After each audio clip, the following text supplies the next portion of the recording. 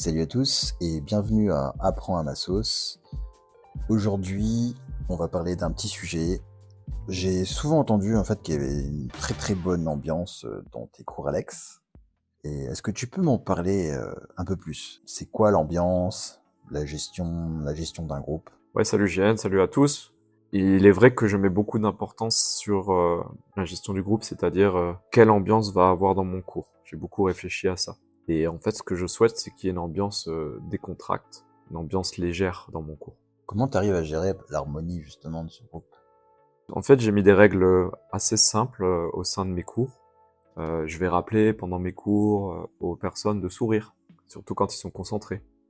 Je vais aussi leur expliquer que il faut qu'ils fassent des erreurs, parce qu'on apprend dans l'erreur. Tout en prenant mon exemple où moi j'ai fait énormément d'erreurs et ce qui m'a permis en fait de connaître le chemin pour la pédagogie. Je vais leur rappeler à revenir dans leur corps, c'est-à-dire qu'avec des petites phrases comme respire, est-ce que tu respires, par le nez, par la bouche, des choses comme ça. Et un des trucs les plus importants que j'ai remarqué, c'est que je vais leur demander de ne pas corriger le partenaire ou la partenaire. Ça, c'est pour moi quelque chose de fondamental. Parce que dès qu'on corrige l'autre, on est déjà en train de parler pendant que je parle, sûrement même. Et en plus, on est en train de se mettre au-dessus de la personne. Parce que quand on corrige, c'est qu'on s'est mis au-dessus. Et ça, pour moi, c'est pas une bonne idée. Donc, pas de correction. Sauf si la personne en face demande. Comment tu fais pour gérer l'équilibre dans ton cours, aussi bien de la gestion homme-femme, au niveau de la sensibilité des élèves, etc. Bon, déjà, je suis très observateur. Donc, les personnes, quand elles vont arriver dans le cours, je vais voir, sauf si elles savent très bien cacher, leur état émotionnel. Donc il y a des personnes qui vont arriver dans le cours qui sont vraiment dévastées, ils ont passé une très très mauvaise journée, il leur arrive un truc grave. Ils viennent dans le cours pour se changer les idées.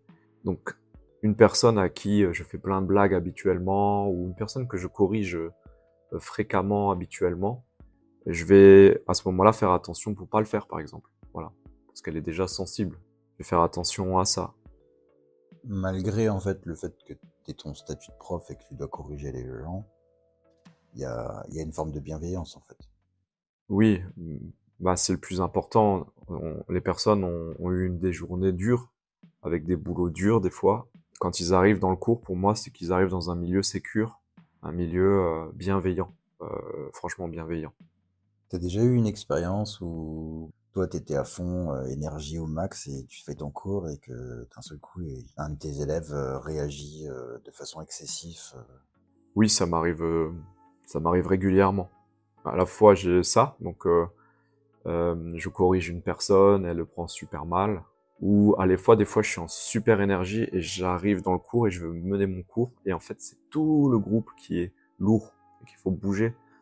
Remettre en mouvement tout le monde, remettre tout le monde dans la joie, dans le sourire. Petit à petit, je travaille sur ça. C'est-à-dire que je suis pas juste en train d'enseigner les figures ou quoi. Je suis carrément en train d'essayer de remonter le moral de tout un groupe. Ça arrive souvent quand il y a l'hiver qui débarque ou l'automne trop rapide, ou globalement des informations pesantes sont présentes dans l'actualité. Je ressens ça. C'est déjà arrivé dans cette partie-là de tomber sur par exemple des élèves qui s'entendent pas? Oui, alors oui, j'ai eu des cas. Pour moi, c'est ok qu'une personne ne s'entend pas avec une autre. Complètement ok. Là où ça va me poser un souci, c'est quand ça va avoir une influence au sein du cours. C'est-à-dire, nous, on travaille en cercle, on travaille en rueda. Les gens dansent ensemble dans la rueda pour qu'elle puisse circuler. La rueda, c'est une sorte de grosse entité, un gros cercle. Et des fois, j'ai eu des personnes en fait qui voulaient même pas se toucher au sein de la rueda. Et là, en fait, à ce moment-là, je suis pas du tout d'accord avec ça, parce qu'en fait, c'est pensé dans le groupe. Le groupe est en contact, le groupe circule, et quand on va casser ça, parce qu'on veut pas être en contact avec cette personne, parce qu'on a eu des histoires avec ou quoi, je vais pas laisser passer. Ok. En gros, c'est l'équivalent d'un gros jeu de société où il faut respecter les règles un minimum pour pouvoir que tout le monde puisse participer. Oui, c'est ça. Il y a une règle pour que le groupe fonctionne.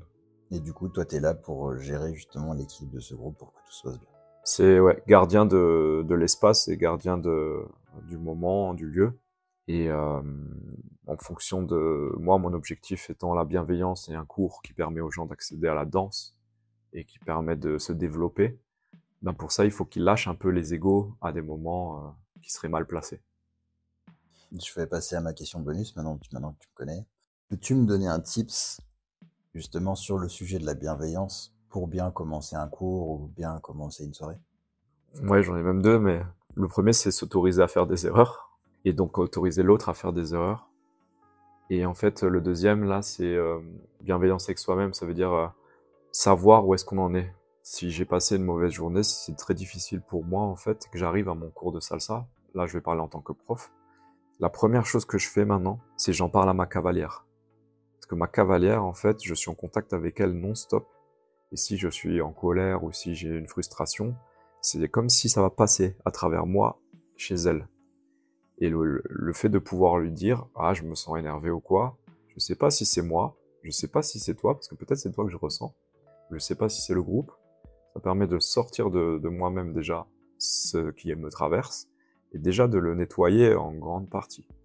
Et donc ça aussi un élève peut faire, parce que des fois les élèves ont eu quelque chose de très grave qui leur est arrivé dans leur journée, ça m'est souvent arrivé, et en fait, s'ils viennent voir le prof ou la partenaire du prof, et tout simplement ils lui disent en une phrase, sans qu'on raconte notre vie en fait, aujourd'hui c'est une journée très difficile pour moi, ça va permettre vraiment de pas créer d'erreur ou comment dire, de pas s'acharner sur une personne qui a un truc difficile et même de la soutenir.